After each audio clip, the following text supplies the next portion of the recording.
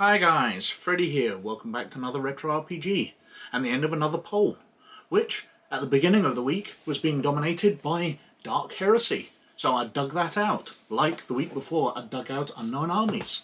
So I've got those two sitting on the desk. But the eventual winner was the Star Wars sourcebook, Heir to the Empire, covering the start of the Thrawn trilogy by Timothy Zahn. A New Republic era sourcebook, when that used to be an era of Star Wars. Good stuff. I love the Star Wars role-playing game, so I'm looking forward to covering this. But the loser of the poll this week was the Slain RPG, which seems a little weird because it was tied for second place last week. So it's plummeted absolutely down. So it's getting dropped for the poll. Or it would be, if I wasn't going to play a bit of a trick on yous this week. You see, this week I'm swapping everything out. I'm going for a winner of the losers poll.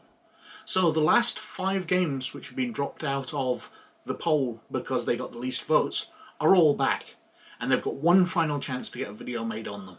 Or at least for the moment, because as I've said in the past, I've got a limited collection.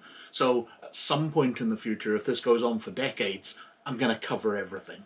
But these now have one last chance. So have a vote and let's see which of the last 5 games which voted out. So Ramsey Campbell's Goatswood, Cold Hands Dark Hearts, Terra Counter Terra, The Sarnik's Handbook, and Slain the RPG. Which one wins and gets a final chance next week. And then the following week, the 3 which survived the poll this week, so Dark Heresy, Unknown Armies, and Rift's World Book 5 Triax and the NGR will go through, along with 2 other new games, which, if I look past the camera, I can see what they are, because they've actually been sitting there for a couple of months waiting to get covered. But we'll go on to a new poll, and we'll vote on that as usual. But anyway, let's go over to the desktop and have a look at Heir to the Empire. So, this is the Heir to the Empire sourcebook by West End Games, and it came out in 1992, the year after the novel of the same name, Heir to the Empire, came out. Now, this was a relaunch of Star Wars, essentially, because the movies had come and gone. These days, franchises don't really die as much. You know, there hasn't been a Harry Potter movie in a few years. There hasn't been a Lord of the Rings one since The Hobbit came out, or the Hobbit movies came out. But you wouldn't really consider those franchises dead, because you're going to get a Netflix series, etc., etc. But Star Wars at the time was very much dead. It was that thing that people liked 10 years ago. And there was no real excitement for Star Wars stuff. It was a dying license, hardly anybody was interested. The role-playing game had come out and was very, very high quality, but again was very, very niche. So Timothy Zahn bringing out his Thrawn trilogy, starting with Heir to the Empire, which was continuing from the movies. These were the sequel novels. These were official, they were licensed by Lucasfilm, and people were interested in them somewhat. But it was an old license. People weren't that interested in Star Wars. And the fact that the Timothy Zahn novels were fantastic, they're really good quality, really helped build Star Wars back to where there was some interest in it again. The fan base started reading the books, really enjoying it, which I think built a lot of the momentum towards the special editions being released, which produced the funds for them to create the prequels. And here we are in the Disney days where Star Wars is a mega license. There's countless TV series running Disney Plus, basically. So much money, so much background being created. But it kind of all built from here. 3 very good stories. Now, Heir to the Empire continues after Return of the Jedi, but jumps on a decade or so. Han and Leia are married, they've got kids. And instead of a new empire being born, the novels feature this gentleman over here, the blue-skinned fella, who is Grand Admiral Thrawn. Now, he was a Grand Admiral under Emperor Palpatine, who was so skilled that Palpatine didn't really want him around, but didn't want to have him killed. So he sent him on a fruitless quest, basically to bring the Empire to the fringes of the galaxy, going out into unexplored space, where he'd be tied up. But he basically does that, and comes back and finds that Palpatine's dead, Vader's dead, and nobody's really running the Empire. So Thrawn takes over. Not because he's just the highest ranked officer, but also because he's damn good at what he does. He is an absolute master tactician. The way he's presented in the novels is absolutely great, because he's not Vader or the Emperor, where he'll put officers to death for failure. He will expect them to learn from it. He won't suffer fools gladly, but he won't just kill people out of hand. He'll expect his officers to learn and get better. You know, if you made a mistake, if you're learning from that, then you're worth keeping around, because that's a lesson that you've learned that nobody else has learned.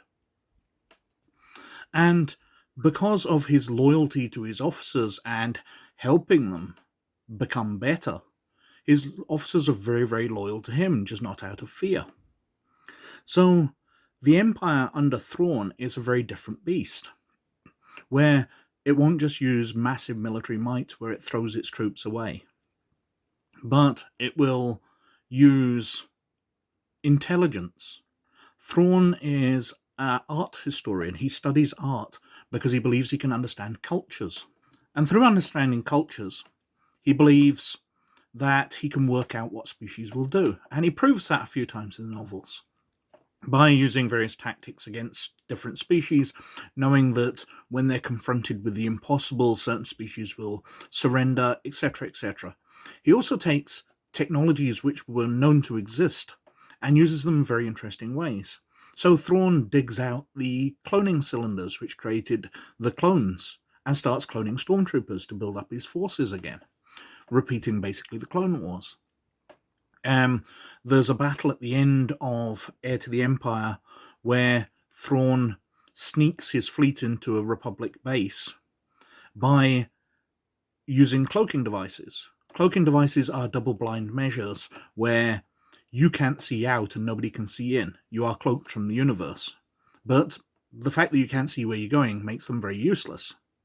Except Thrawn loads cloaked ships into the hangar bays of cargo vessels, pilots cargo vessels into a Republic base, which scan them and detect them as being empty, and then the fighters launch and decloak, and they're beyond the Republic defences. Now, it doesn't go quite to plan, because the Republic sees the vessels are manoeuvring as if they're carrying a lot of cargo, but they are scanned as empty, so they work out there's something going on. But Thrawn's genius absolutely allows him to get victory after victory against the New Republic.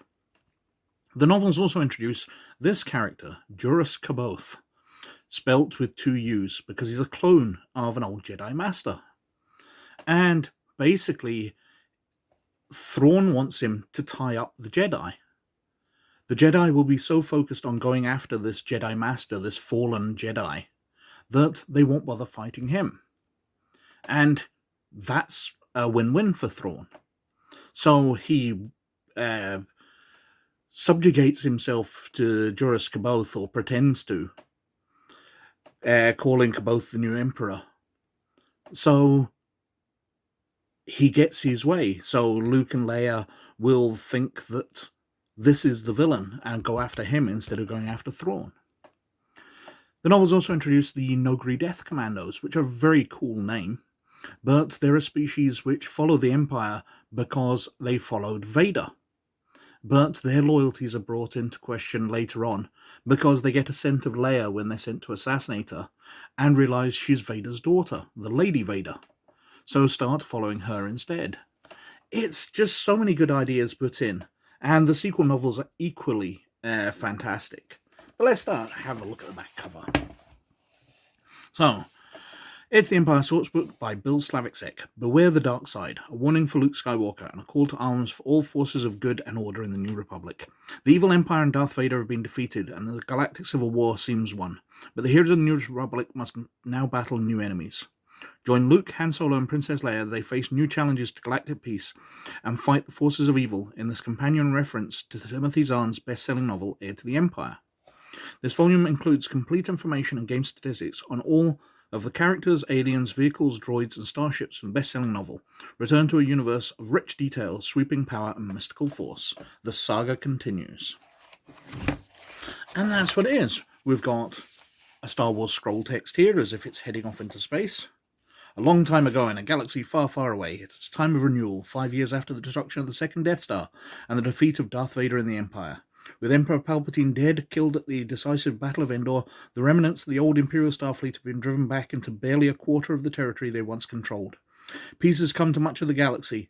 In the wake of victory, Leia Organa and Han Solo have married, and Luke Skywalker continues to progress as the first in a new line of Jedi Knights. But with war seemingly won, strains are beginning to show in the Rebel Alliance. New challenges to galactic peace have arisen, and Luke Skywalker hears a voice from his past, a voice with a warning: beware the dark side. So, we have some very lovely artwork here. West End Games did a lot of nice stuff here. So, we've got Skip Ray Blast Boats, which feature in. We've got an introduction, talking about the source book and background. We've got a history, because obviously 5 years have passed. So, what happened after the Battle of Endor and before Heir to the Empire?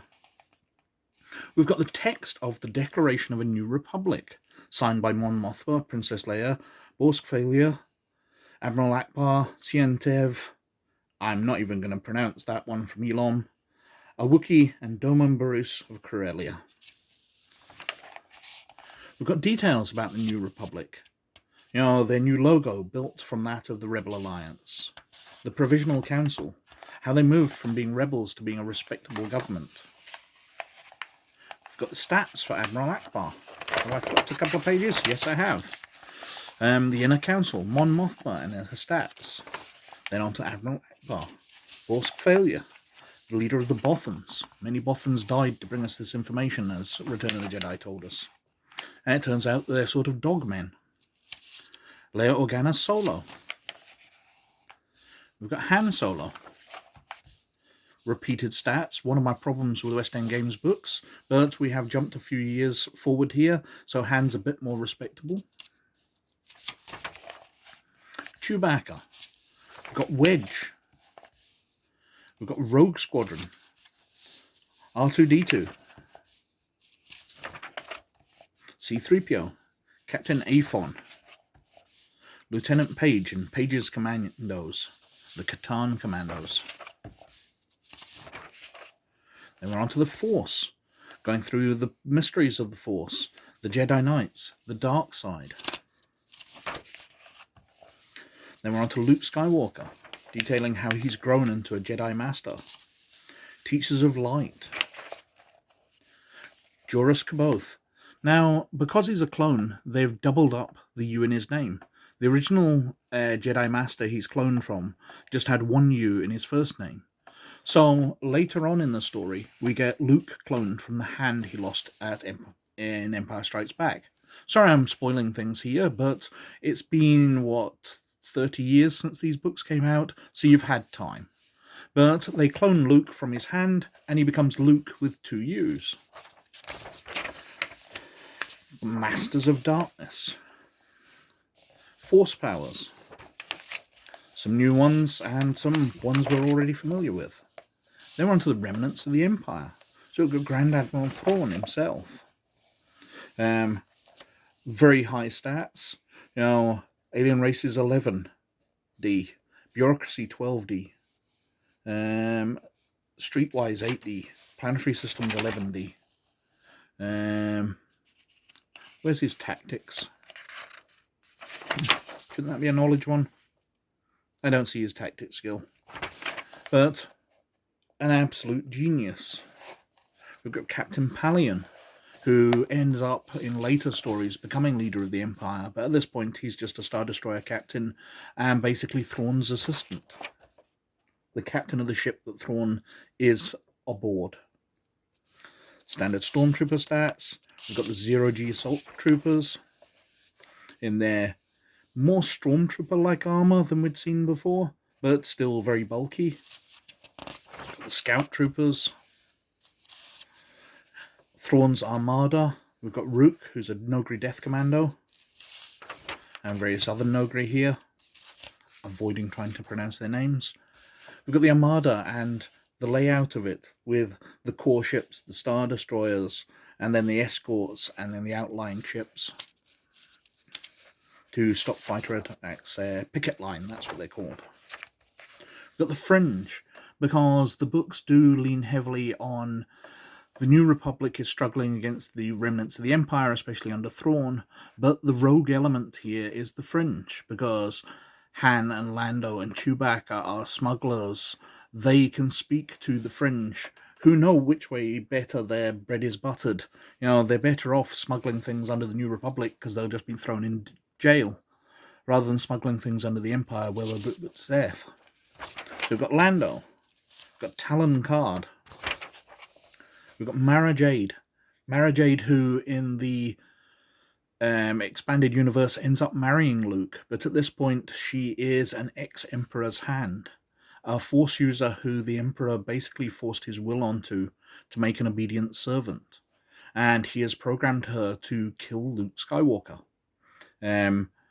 She was apparently present at Jabba's palace and witnessed things there, but never had a chance to affect it.